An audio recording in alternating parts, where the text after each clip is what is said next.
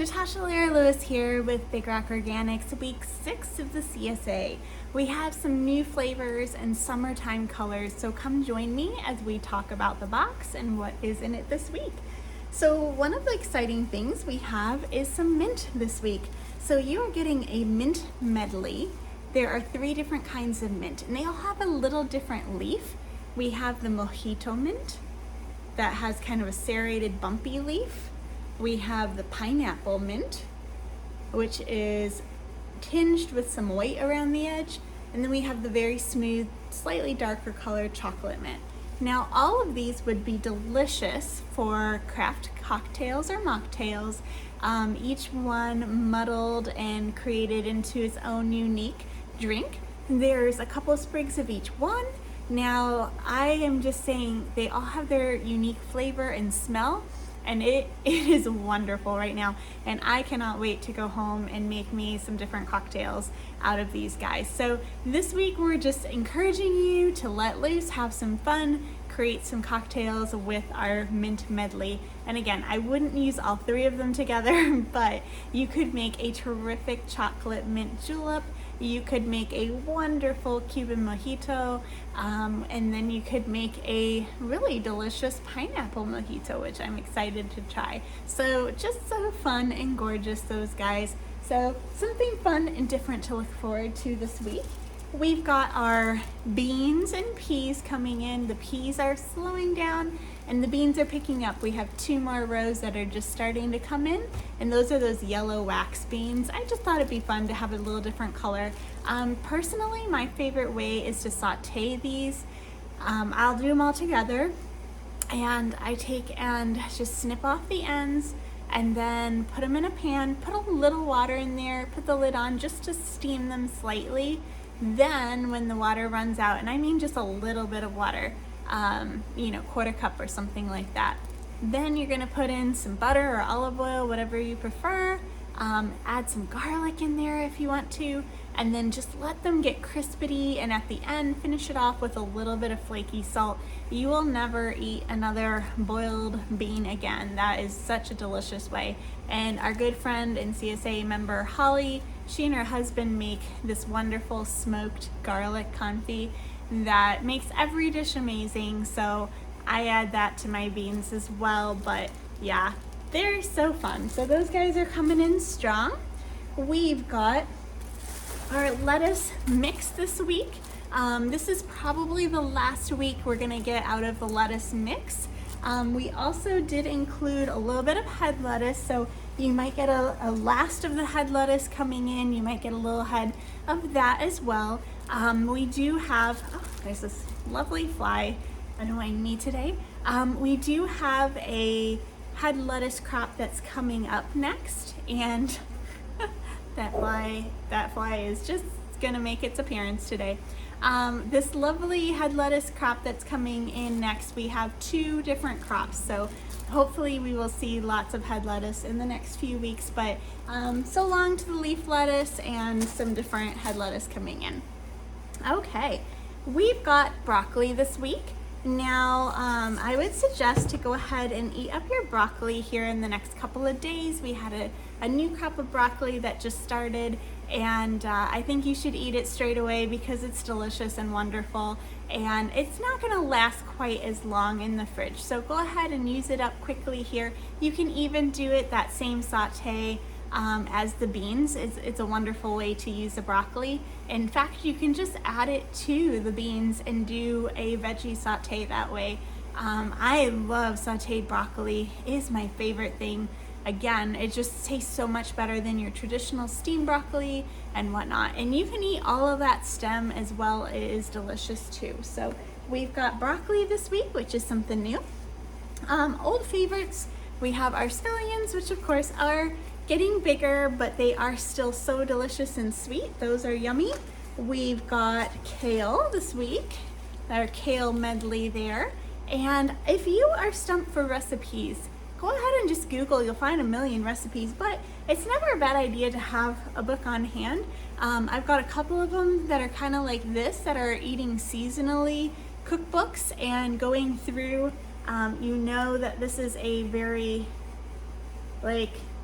eating locally friendly cookbook because under Kale, there's basic Chinese sauteed greens, basic Italian sauteed greens, button mushrooms and greens, classic Italian greens and soup, southern style greens, curried greens, braising greens, sauteed with bacon scapes and lemon. Yeah, there's a whole huge glossary in the back.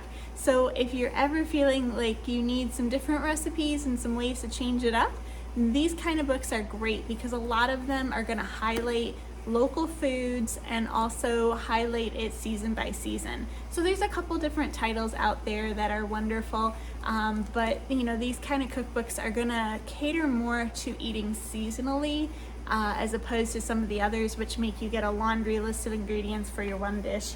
And I don't want to go to the grocery store, so that's what I prefer. So we have Kohlrabi again this week, and I love these little guys. I hope you've been enjoying them as much as we have. Grated up, it makes a wonderful slaw. I've seen lots of great recipes for those, and also they will store a while in the fridge, like months in the fridge. So just snap off the leaves and put them into a container in your fridge, put a couple of paper towels in there, and they will last quite a while. So we can enjoy those guys for a while. We've got the beets, of course. Just beat it this week. I roasted my beets, and then I've been taking every jar of stuff. I have roasted bell peppers that I used up, and I just poured that juice into my roasted beets, and I've been using all the different pickle juices and marinades and salad dressings in my roasted beets. I did a blueberry balsamic salad dressing in one jar of roasted beets. So now I have all these different little flavored roasted beets, which are great, and they're just wonderful as a salad or thrown on top of other things and whatnot. And the cold beets are just delicious to eat as well. And of course, all those lovely and nutritious beet greens. So let's see what else we have in here. We've got the Napa cabbage again this week. And this stuff is so crunchy and delicious. I hope you have been enjoying it. You can use it like regular cabbage. It makes such a wonderful fresh slaw. You can saute it, kimchi, all that kind of stuff. But we also do have some normal cabbage as well. So we got, you know, a twinning thing going on this week. We've got, these are called Caraflex, and they are a wonderful cone head cabbage that actually is very easy to cut. So one of the things I love about this cabbage is that when you cut this, you can literally just cut at an angle, the whole head, just shave it at an angle. You can do this with a mandolin or a food processor, and this thing is dripping all over me right now. Oh my goodness. You can cut this up really, really thin, and then you're left with the core at the end. So it's very easy to cut and use, and that's one of the reasons I love these. And we try to do these smaller sized individual usage cabbages because even though I am Ukrainian and Slavic, I can only eat so much cabbage. These guys will last in the fridge quite a long time as well, and you can saute it, you can eat it fresh, just so many great dishes with the cabbage. So those are fun. We've also got another returning veggie here, herb I guess I should say. Cilantro has been looking great, and I just ran across a recipe we'll post in here for a Cuban mojo sauce, which is very easy to do, makes a great sauce or marinade, and it was just sauteed garlic and onions and some olive oil, add in some cumin and some oregano. Then you're going to take all that and puree it with like the whole bunch of cilantro and add some olive oil, which just makes it nice and smooth there at the end, and such a great marinade or spread or whatnot. And that's a great way to just chuck the whole cilantro into a sauce that you can then use in the upcoming weeks. You can even freeze that in ice cube trays, and then you can just pop them out whenever you want a quick drizzle or sauce or marinade or whatnot. And so I am going to definitely do that because cilantro is just so fresh and wonderful. I want to have that flavor packed in for the rest of the season. So all right, so we are also welcoming in the next week or so, we just started picking some zucchinis and yellow summer squash, so you will also see some of those starting to come in. Very excited about these summertime flavors and things like that. So be watching for all the good stuff coming up here. And again, I'll post some recipes for some of the fun stuff that we've got that's new, and also some of those things that you might be kind of bored with and you just need a new inspiration to fuel your eating. I will tell you that this week I got a little behind. I'm confessing right now, got behind in my boxes. I had 2 boxes in the fridge, and so I just sat down one night and just chopped all of it, cleaned all of it, put it in the fridge, and now I've got this renewed vigor for using the food and getting to it. I made a Swiss chard bread pudding that was delicious, and I've been enjoying that for breakfast here. So, you know, really just finding different ways to use the vegetables is all about what we're doing here, and introducing you to fun ways to see the vegetables in a different light. So, all right, guys, well, thanks for joining me, and we will see you next week. Bye.